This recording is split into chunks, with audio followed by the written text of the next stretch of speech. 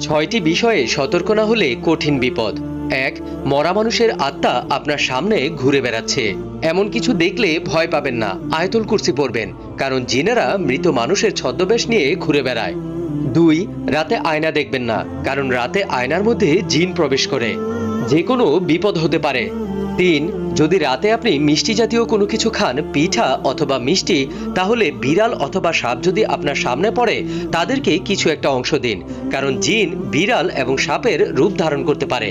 Number ৪. যদি রাতের বেলায় রাস্তা ভুলে যান, অর্থাৎ আপনার বাড়ির রাস্তা চিনতে পারছেন না, তাহলে আজান দিন, সব ঠিক হয়ে যাবে। নাম্বার ৫. রাতের বেলায় চিত হয়ে ঘুমাবেন না। এক প্রকার বোবা জিন রাতের বেলায় চিত হয়ে শুয়ে থাকা ব্যক্তিকে চেপে ধরে।